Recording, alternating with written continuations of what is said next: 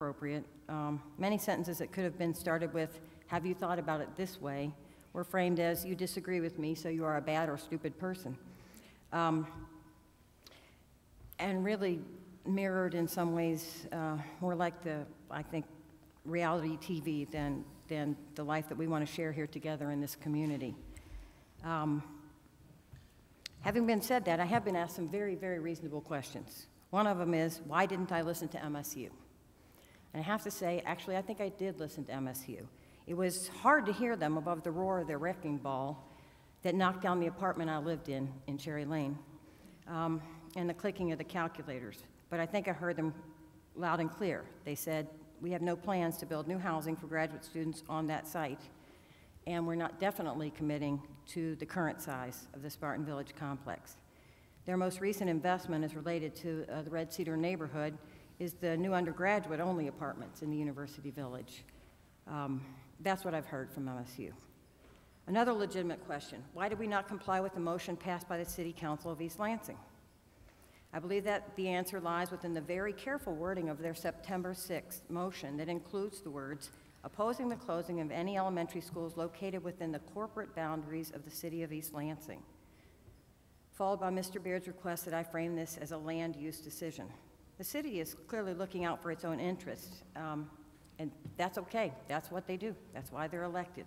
But that's to the exclusion of 40% of our students who live outside of its boundaries, and particularly the 19% of our students who reside within the Meridian Township and pay exactly the same school taxes as East Lansing City residents. That's understandable, but I think it's important for me to see it as what it is. Whatever happens tonight, however, these are still two valued members of our community, two very valued bodies. I hope that we can, if we move forward with something tonight or we don't move forward with something tonight, we can look forward to working with the city and with MSU in finding solutions that support teaching and learning for our students. I imagine it's very disappointing that the City of East Lansing and MSU have not invested dollars in support of a wonderful part of our community, but those questions are best addressed by those entities. Thirdly, the K-8 facilities. In the end, they refused to recommend which schools, if any, to close, but they did tell us some things. They told us do nothing is not an option, reduce the transitions, the buildings need work. I'm going to say that for tonight, the superintendent's recommendation of September 8th is the best response to those requirements that are currently available to me. Shock for a minute. Oh, I should have started by saying I live in the Donnelly neighborhood, just to dispel rumors. I don't know if I mentioned that, but I live in the Donnelly neighborhood. I have 3 sons. They've all graduated from East Lansing High School and have gone on to have successful academic careers, and I'm forever grateful for every teacher, administrator, and central office person, and lunch, especially at the high school. We had some very special lunch ladies who were important in my kids' lives, and I appreciate that. But let's talk about how I came to be on the Board of Education. There are lots of reasons I felt I could do this job, but the bottom line is that 1 hour before the filing closed, no one else wanted to do it. So I did. So I think if you want to be a hero, sign up to make it better. Let's talk. I don't think I'm not your hero. Yeah. I'm not your herohood. I'm not saying that. I'm not saying I'm a hero. I'm saying out there in the community tonight, instead of angry speeches or whatever else, let's go for solutions. You want to be a hero? Let's all sign on together. I'm sorry, that was very poorly worded. See, I told you I don't like to talk in public. You're great. I don't believe that things can stay the same. Changes will eventually be forced upon our school district. That's what I think, but I don't know. It is true that I don't know what the district will be like in 5 or 10 years, but that same statement will be true in 5 or 10 years. I will not know what 5 or 10 years beyond that will look like either.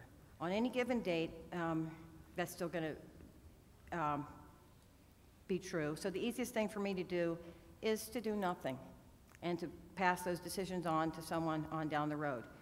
When it comes to articulating the need for fewer buildings and the very specific cost that maintaining such small buildings imposes on our kids daily, I don't think we've done a great job of articulating. 3 neighborhoods have told me that 2 or 3 miles on the bus is unacceptable. Others have said shared principals are not okay. Disparate building sizes ranging from 250 to 407 is another situation that advantages some kids over others. Doing nothing means we perpetuate the transitions that disproportionately impact the disadvantaged and we do not fix up the buildings in the way that we could if we move forward for this proposal now. As for property values, I sincerely believe that the best thing that we can do, the biggest factor that will impact all property values, is an excellent quality education for every child in the East Lansing Public Schools. This isn't fun, it's not easy, it's not pretty. The September 8th proposal is a reasonable attempt to move us forward. I think the money bully, however you want to put it, is in our face right now, but if we move forward with a proposal tonight, then it's in your hands. You will decide, do we want new buildings now? Do we want to stagger it out? That's okay. That's how democracy works. Actually, I kind of like it. The proposal is not a joyful one because it gives pain for some and spills over to all. I do believe it is a hopeful one in some ways. If the community has the opportunity to support the buildings and to support the kind of teaching and learning that benefits kids, if we deliver a great educational product with a great infrastructure, then we can expect both residents and non-residents will continue to want to be a part of that. In the short run, the community will decide if this is what they want. That's the beauty of democracy. Whatever this board decides tonight, because it sounds like we're probably going to have at least three motions. Whatever this board and this community decides tonight, in February and May, I will support the decisions and continue to work tirelessly to provide the best educational outcomes for all of the students in the East Lansing Public Schools. So that's pretty much what I have for. I want to go back to Don. I mean, we do have a motion on the table, and I'd like to actually move to discuss it. And the motion that's on the table is Donna's of a 6K5 buildings, pardon me. And I worry there because can we really serve students best in 6 small buildings where there will be, in many cases, larger classes because we cannot distribute them because we are going to have fewer sections? We right now, and not with a unanimous vote of every member of the board, have put a dean of students into our 5, 6 elementary buildings because even 2 small elementary buildings of, let's say, an average of 240 kids, it was because they were not in one space, that was not deemed to be a feasible option for one principal to handle. We also have shared social workers. We've wanted to have more social work support because we actually have a large number of students at risk. So is it a feasible solution to maintain 6 buildings, even at this time, and deliver the kind of quality educational product that we want to deliver? That's a concern to me. It would be very easy to say, sure, why don't we just do that?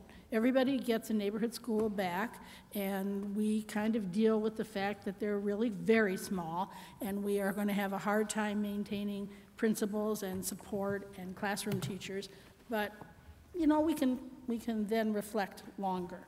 So I'm not sure that I could support the kinds of educational disadvantages that 6 small buildings will create for our students. Right now, we actually have 4 elementary buildings.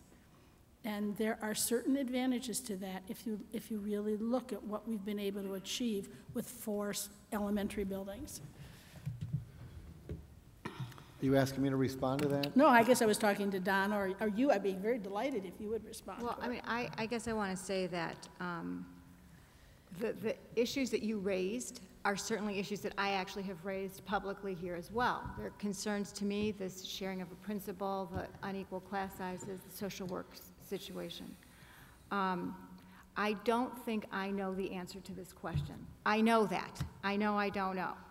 I do think that my proposal doesn't limit us to 6 in perpetuity. It gives us an opportunity to further think about it. And I think that the proposal on the table, the proposal from September 8th, however, does not address those issues either. Closing one school is not going to solve our operational costs. It's not going to reduce class size enough to make a difference. And it's not going to address many of the issues that brought us to this place in the first place. So I make my motion because the motion that we are facing, the original motion, with something that I don't think solves the problems that we are trying to solve. I appreciate that. And while George is urging us to not be, I think he'd almost say seduced by the money bully, I am very worried that if we don't respond to the reality of the drop in potential bonding capacity, that we will not be able to do for our schools what our students need and deserve. I think that we as a board have had a very, and this is a very difficult statement to say, because many people here really want 5 or 6 buildings. I wish that I had had the courage to come forward and say, we really can